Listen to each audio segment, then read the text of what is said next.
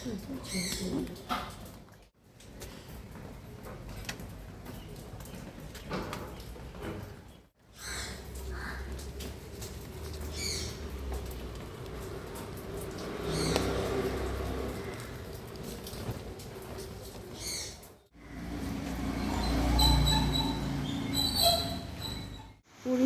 একবার দেখো। আমি ভাবছি যে সকাল এখন বোধহয় 5টা 5:30 বাজে। ও বাবা, উঠে দেখি 7:05 বাজে, প্রচণ্ড বৃষ্টি পড়ছে। জানি না স্কুলে পাঠাবো কিনা ছেলেকে। এখন 7:15 বাজে। স্কুল তো বেশি দূরে না, একটু দেখি। আমি এখন আবার শুয়ে পড়বো, ভাল লাগছে না। পিসি বা যে কাজ করে উনি আসবেন কিনা জানি না, কী করে আসবে এরকম বৃষ্টিতে। চলো আবার পরে দেখা হবে। তো ফোন করে জানিয়ে দিল যে আজকে আসবে না, মানে বেরিয়ে বলছে শাড়ি টাড়ি ভিজে যাচ্ছে। ঠিকই বলেছে, প্রচণ্ড বৃষ্টি পড়ছে। আমি বুঝতে পারছি না কী করবো, ছেলেকে এই পরিস্থিতিতে পাঠাবো কিনা। আমি আরও 1 ঘন্টা, মানে 8টা বাজে, 9টা থেকে স্কুল, 1 ঘন্টা আরও দেখি, তারপর ডিসিশন নেব যে কী করবো। পুরো অন্ধকার করে এসছে আর প্রচণ্ড বৃষ্টি হচ্ছে।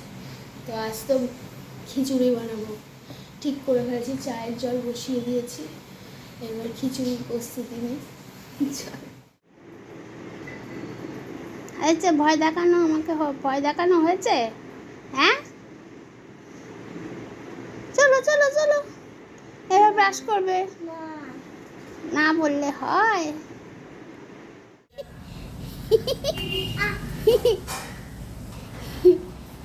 এটা কি হচ্ছে? বৃষ্টি খাচ্ছিস?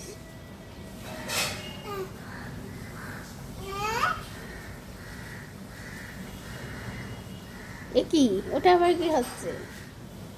Hello, good morning, welcome to my new blog Suchismita lifestyle. সবাই কেমন আছো? আশা করি সবাই খুব ভালো আছো, আমিও ভালো আছি। তো ছেলেকে রেডি করিয়ে স্কুলে পাঠিয়ে এবার আমি রান্নাঘরে চলে এলাম রান্নাবান্না করার জন্য, কারণ এরপর তো আমার হাজব্যান্ড বেরোবে। তো আমি টিফিনটা আগে বানালাম, যেটা হলো কুমড়ো ভাজা, রুটির সাথে ও নিয়ে যাবে। এরপর দেখছি বেসন একদমই নেই, করা যায়। তো পাঁপড় ছিল, পাঁপড় ভাজলাম। তারপরে ভাবলাম যে দেখি না একটু ময়দা দিয়ে চালগুলো দিয়ে পেঁয়াজি হয় নাকি। তো সেটাই আমি ট্রাই করতে শুরু করলাম।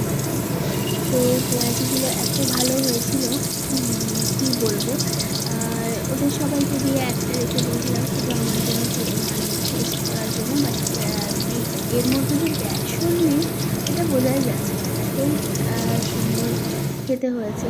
তোমরা বেসন ছাড়াও এরকম পেঁয়াজি কিন্তু বানাতে পারো, বাট বেগুনিটা হবে না। ফাইনাল আমার দেখো খিচুড়ি, পাঁপড় ভাজা, বড়া ভাজা সব রেডি হয়ে গেছে। যেহেতু এবার হাজব্যান্ডকে খেতে দিয়ে দিলাম, সেও বেরিয়ে গেল। ছাতা নিয়ে যাবো, ওই জন্য একটু দেরি করছি। এখন প্রায় 11:45। জানি না রিক্সা পাবো কি না। আমার ডিসিশান ভুলই হলো, কারণ বৃষ্টির দিন আবার রিক্সা পাওয়া যায় না। চলো বেরোই। কোনোদিন না বলে যে আপনাদের ছুটি 11:30, আপনারা তো দেরি করেন কেন? বৃষ্টি পড়ছে, আমি আওয়াজ পাচ্ছি। আমি মোজা খুঁজে বেড়াচ্ছি, এই ব্যাগের মোজা। যাই হোক, এই ব্যাগটাও নেব, কারণ ওর রেনকোট আছে, আছে। ফোনটা প্রোটেকশান দিয়ে নিতে হবে, কারণ কে কখন ফোন করে, ফোন বাড়িতে না রেখে যাওয়াই ভালো। তো চলো বেশি। যাই হোক, লাক ভালোই ছিল যে বাড়ি থেকে বেরিয়েই দেখছি রিক্সাওয়ালা যাচ্ছে। আর রিক্সাওয়ালাগুলো না চেনা জানা হয়ে গেছে, কারণ মাঝে মাঝে আমি রিক্সা করে যাই আসি। তো ছিলেন উনিও বেশ চেনা। কেন? কার বার্থডে ছিল? ম্যামের বার্থডে ছিল? আমার বার্থডে ছিল, ম্যামের বার্থডে ছিল। তোমার বার্থডে তো দেরি আছে। কি দিয়েছে খোলো? এটা মিও আমরের বলে বাবাই, এই দেখ কেক। কি দিয়েছে দেখি ভালো করে, ওইভাবে কেউ খোলে? ঠিক করে খোলো, এটা এরকম ভাবে ছিঁড়ে মিড়ে একসা করলো। দেখো কেক, কেক তো খাতে হয়, দেখো চামচ দিচ্ছে। কিভাবে ছিললি? চামচ দিচ্ছে, খাবো। খাও। এইটা হলো একটা এটা তোমার ক্রিম রোল। এটা হলো একটা ক্রিম রোল। আর দিয়েছে, এটা আমার কেক, হাত দেবে না। আরে আমি দেখাচ্ছি, বাবা রে বাবা। এটা হলো একটা চকলেট কেক। এটা আমার ওই থালাটা নিয়ে আয়, থালার ওপর রেখে খা, বিছানায় পড়বে। ছেলেকে খাইয়ে দাইয়ে ফ্রেশ করিয়ে এবার আমি রান্নাঘরে চলে এসেছি। আর রান্নাঘর কিছু আমি পরিষ্কার করতে পারিনি সকালে রান্না বান্না, কারণ অত রান্না বান্না করে দৌড়াদৌড়ি করে আবার ছেলেকে আনতে গিয়ে এটা একদম রাত্রিবেলা ক্লিন করেই শোবো।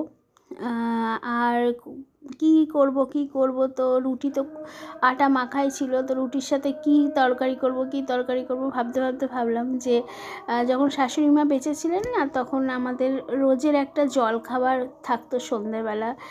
আজ এটা কাল সেটা, এখন আর সেরকমভাবে হয় না। তো আমার শাশুড়ি মা প্রায় এই রুটি আর সুজি বানাতো।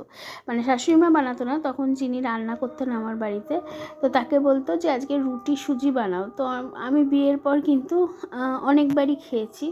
তো ভাবলাম যে তাহলে রুটির সাথে সুজিই বানানো যাক। আর ভিডিওতে কিছুতেই রুটি ফুলছে না। ভিডিওটা অফ করেছি যে অমনি রুটিটা ফুলে গেছে, আমি অমনি ভিডিওটা চালু করে দিয়েছি। আর ছেলের জন্য যখন আমি সুজি বানাই না, তখন মৌরি তেজপাতা কিছুই দিই না, কারণ ও প্লেনটাই খেতে ভালোবাসে। তো আজকে যেহেতু শ্বশুরমশাইকেও দেবো, ওই জন্য অনেক দিন বাদে মৌরি তেজপাতা দিয়েই সুজিটা বানালাম। তো আমার রেডি করা হয়ে গেছে ডিশ।